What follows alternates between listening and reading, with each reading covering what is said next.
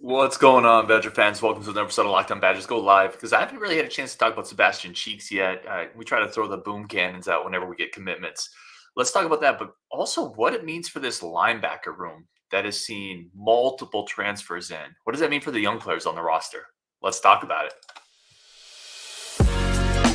You are Locked On Badgers, your daily podcast on the Wisconsin Badgers. Part of the Locked On Podcast Network, your team every day. What's going on, Badger fans? Welcome to Locked On Badgers live show. I'm Promptu One. Once again, I did not do a great job of scheduling out when these are. But if you're here, I appreciate it. If you listen to it later, I appreciate you as well. Thank you for making this just one of your first listens every day. If you're one of the everydayers, you know, we like to talk about new commits when they come in. We like to sound the cannons because it's always exciting. It's kind of just a celebration of, it's what makes college sports unique, right? It's this constant influx of talent. Sebastian Cheeks coming from North Carolina, University of North Carolina, to the University of Wisconsin, inside linebacker. Let's go, boom. Fire the recruiting cannons. Another one is headed to Madison on Wisconsin. What's up, Robert? Robert says, boom. Robert Sorensen's the man. He's one of the coolest guys I've come to know through this process. Logan Couch, another one, friend of the show. So Logan's always here as well. Appreciate you guys tuning in. Yeah, let us know what you guys think of this commitment. So Sebastian Cheeks, and people have talked about it a little bit already, was somebody the previous staff went after, really highly regarded prep high school linebacker, offers from a lot of places. I know Michigan was really after him as well. Very athletic, 6'2-ish, 235-ish. I have him in several places as a sub 4.640 guy, like a 4.58 guy. That's really athletic.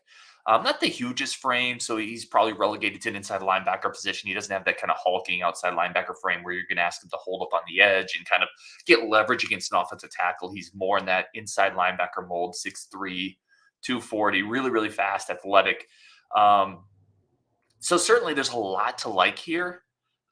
This is Zach Bartz. Really, really like this kid. Feel like he has a solid floor to build on and high upside. Really good inside linebacker get for now and the future. It's another thing, too. He's got 3 years of eligibility left. He was a freshman last year at North Carolina. 3 years of eligibility left. Did not play a lot last year. Played 8 games, recorded 1 tackle. This is a scouting report I got from a guy that covers North Carolina, Jason Staples. Quotes, prototypical frame and physical tools. Good length, natural, thick lower half, plays with fluidity, shows excellent burst to the ball, good range, can play sideline to sideline, potential to be a plus coverage backer who can match up against tight ends with his length, flashed excellent recognition and diagnosis speed. So what do you get from that scouting report? I should have made that into a banner to put it up so you guys can read it, but sideline to sideline, excellent coverage ability, upside as an excellent coverage guy. It just reads as an athlete, right? Bird Dogger says we may no longer have the slowest linebacking core in the Big Ten. Yeah, man, it was tough to watch last year, Bird Dogger. We've talked about it a lot. That was a linebacking core that was not meant to play in space. That was a linebacking core that was meant to play in 1992, right? Downhill. They brought in speed. They brought in speed and athleticism. I do want to caution people a little bit. They're still going, like, they're not all going to hit, right?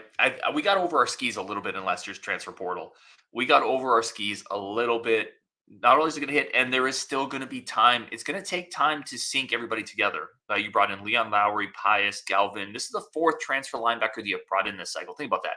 Which, by the way, on a side note, probably means my dream of getting Tackett Curtis back is now dead. It may have always been dead. It may have always been a pipe dream. You're not going to bring in 5 transfer linebackers, I don't think. So that makes me a little sad because I did have a dream of reuniting there. But it's not all going to click.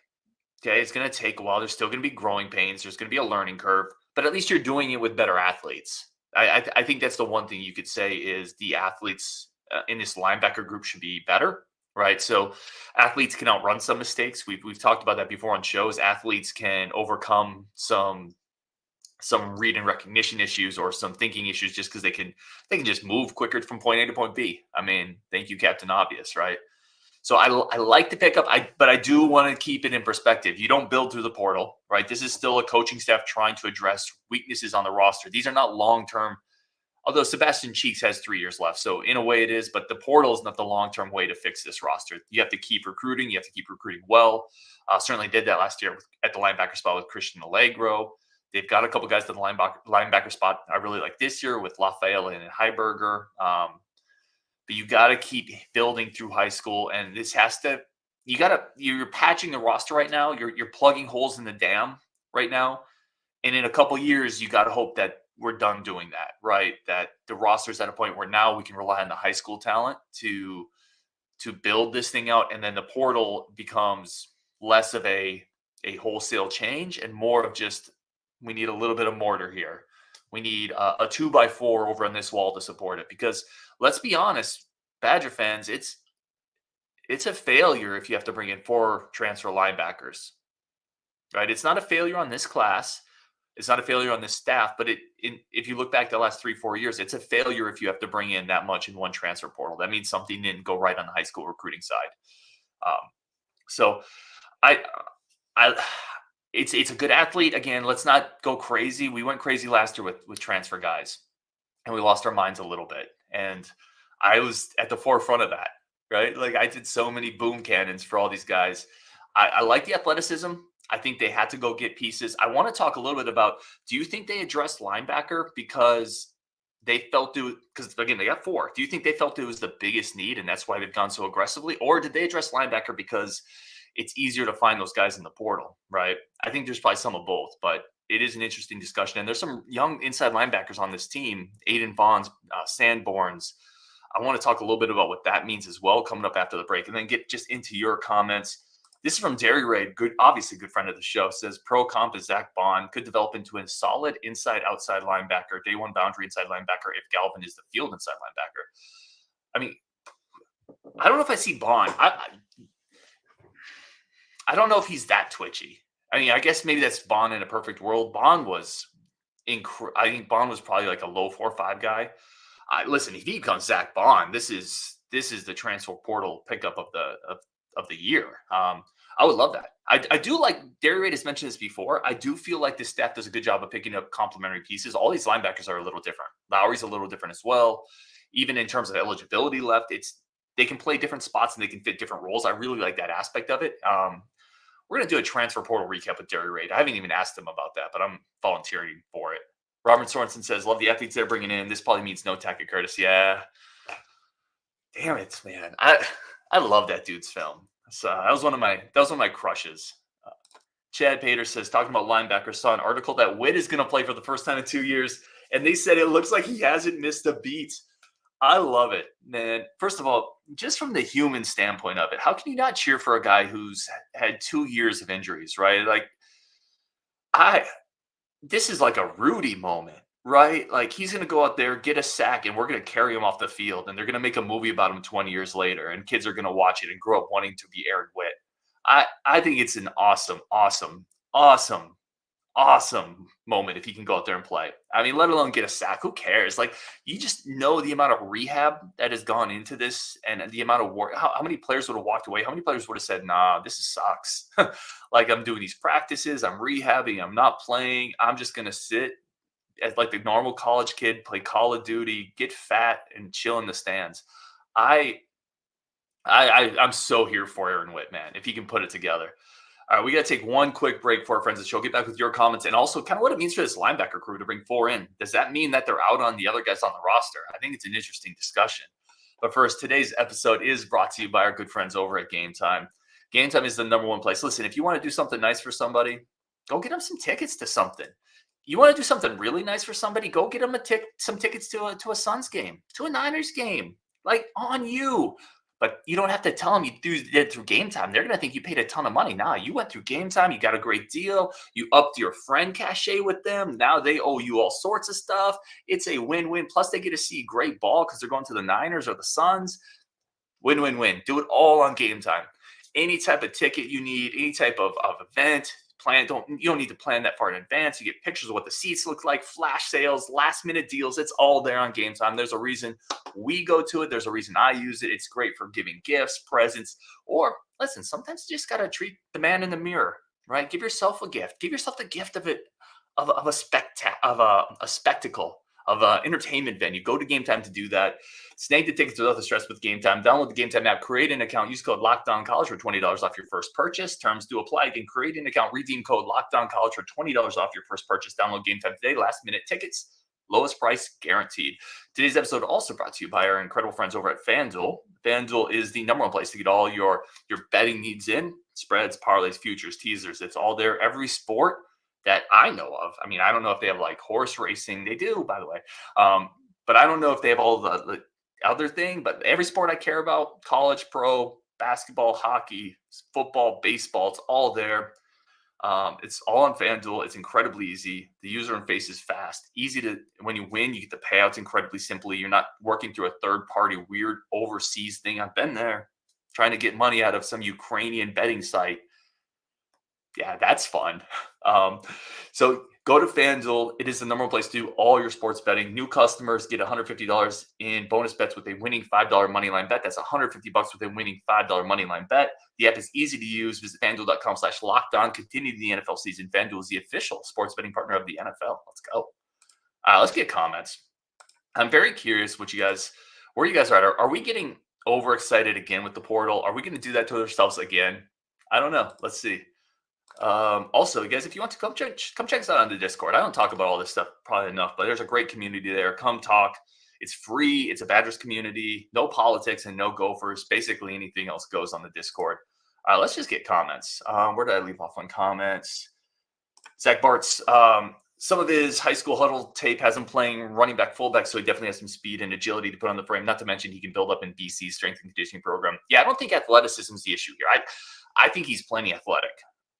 Now, what should the expectations be if we're trying to plug in like 3 or 4 new linebackers next year that haven't been in Tressel's system, right? I think that's where fans have to take a step back and say, okay, the tools are upgraded, but the tools weren't the only issue last year, right? Like I agree with everybody. Linebacker play was slower than it needs to be. It wasn't, but people were also having trouble making reads. I don't think they picked up the defense quite as much. I don't think the scheme translated right away. It wasn't just like Mumba had a much better year the year before. He didn't become a worse athlete, is my point. So it's not all athletic tools. And I think we just need to be realistic that there's still a lot of change. This defense is going to be so drastically different next year. There's a chance even with added up athleticism, it's not going to take a big step forward. So I don't know. Maybe it will. Rajiv's in the chat. At least he was at some point. He said it's all about athleticism upgrade. You need to have athletes to compete in this new look Big Ten. Yeah, no, like you need athletes everywhere. I certainly don't disagree with that. And again, athletes give you a bigger margin for error, right? They allow you to make more mistakes. They allow you to not have to know the scheme quite as well. I 100% agree with Rajiv on that. Certainly, you need more athletes. I think you needed more athletes in the old Big Ten as well. Like, how many times did we fall to the elite teams in the Big Ten because we didn't have the athletes at spots? So, I'm all about getting better athletes here. There's no doubt about it. Jordan Stewart says, really loving the athleticism being brought in everywhere. You can see exactly what Fick and Tress are targeting: explosive and impactful, nimble on their feet, less tight in the hips. It's a different type of player, right? Like you look at Chaney, Turner, Muma, Peterson, Bowlers. Like look at that body type, that kind of archetype. Then look at these new guys. You look at Lowry, Pius, Galvin, Sebastian Cheeks, Christian Allegro. It's a completely different type of player. So I think that's true. I think it's a good point, Jordan. Jordan Setzer said our linebackers can't shine without better play from the interior defensive line. That is 100% correct. 100% correct. Yeah, the whole defense. I mean, you could extend that to the whole defense. The defense isn't going to shine without better play from the D-line. All right, like if you can get better pressure, better front seven, better disruption on the quarterback, the secondary is going to look better. If you can keep those offensive linemen from getting to the second level, the linebackers look better. It all gets better with better defensive line play. And I'm not convinced we're there yet on the defensive line. Let's see. Steve Mitchell says volleyball brings in all conference dominating players. Football brings in third-year players who hasn't played much but has potential. Hopefully down the road, the high school recruits take over and we don't have to take. Yeah, Steve.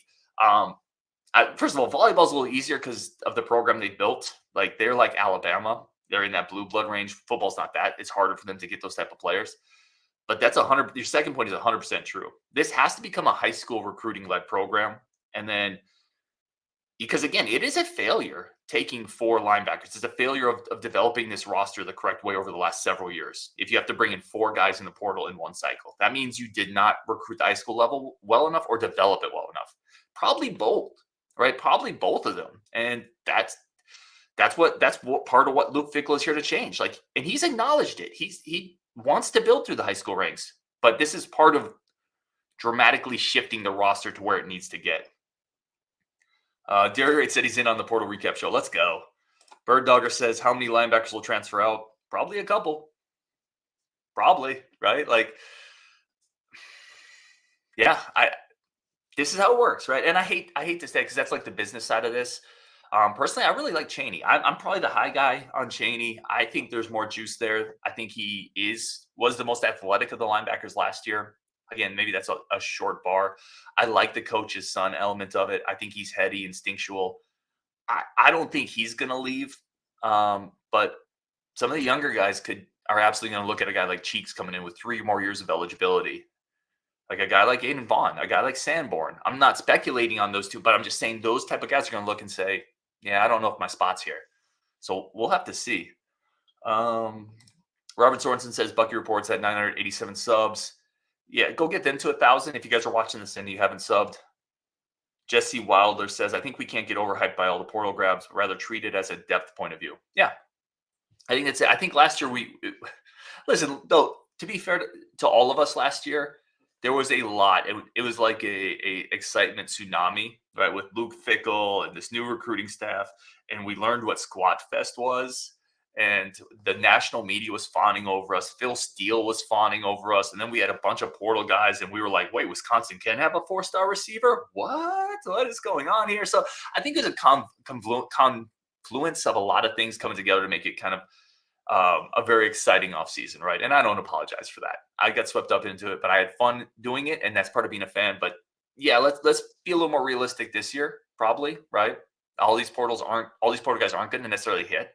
And even if they do, it's going to take some time. You're meshing in a lot of new pieces, especially defensively. That's not going to sync up overnight, right? There's going to be some growing pains there. Lord Croy says, I think they went hard on portal because our linebackers on the portal because our linebackers were trash. And Steve Mitchell said, at least we need linebackers who can run down a scrambling quarterback. Yeah, that was a major issue last year. Quarterbacks in space, that was a major issue. I mean, yeah, going back to your previous point from Lord Croy, I think certainly linebacker is one of the biggest points of emphasis. I also think it's probably easier to get these guys. And if you can get talent at value, you might as well go do it, right? I still think defensive line is a huge need, an absolute huge need for this defense, this team. I think receiver's still a need. I would like to see another offensive lineman. I think maybe a safety. A veteran safety might be kind of nice. I'm pretty good at corner. I feel pretty good at running back. I feel pretty good at tight end, which they've now addressed. So I think there's a few spots here still. Like I said, I think it means you can read the writing on the wall. And if they bring in 4 linebackers in the portal, you can kind of quickly determine that the younger guys probably aren't doing what they want to see in practice. Right. They see these guys all year. And if they were really confident in some of them stepping up next year alongside Christian Allegro, I don't think they would be bringing in 4. So that's just my gut on that. That's just my take. I think sometimes you watch what coaches say and sometimes you watch what they do. Right. And typically, if you watch what they do, you're going to get a better feel for what's going on inside the program. They went on and aggressively got 4 linebackers. That kind of tells you what they think of that depth chart. And it's not just the guys that were playing last year. It's the guys who couldn't unseat the guys who were playing last year, if that makes sense. So I'm interested in seeing the bowl game and seeing how this progresses. But yeah, it's been an entire linebacker revamp. That position is going to look incredibly different next year, especially with I think Lafayette is going to play a little bit too. You could have 5 new bodies there getting reps to some degree. I don't think Chaney's going to be out of the mix on the inside spot, but maybe he will be. I don't know. Anyway, that's the show. I definitely want to talk about it. I'm about to hit the road and put the computer down for a little bit. So that's kind of why I wanted to get the show out. I don't know if I'll get any more content up today, but there's still a couple of the prospect review shows. Justin and I got together. We did the Jerry Dupree one. That was a lot of fun. I think he still owes me an A-guard one as well. So we're going to do that one. But the rest of them should be done. and they're going to be finishing off the next couple of days. So that's been fun. If you missed it, I did have an incredible opportunity to talk to Braylon Allen. It was awesome. It was a lot of fun. So that's out there if you haven't seen that. But have a great weekend, everybody. If I don't talk to you, have an incredible New Year's Day, happy New Year's Day, a healthy New Year's Day, good time with the family. On Wisconsin.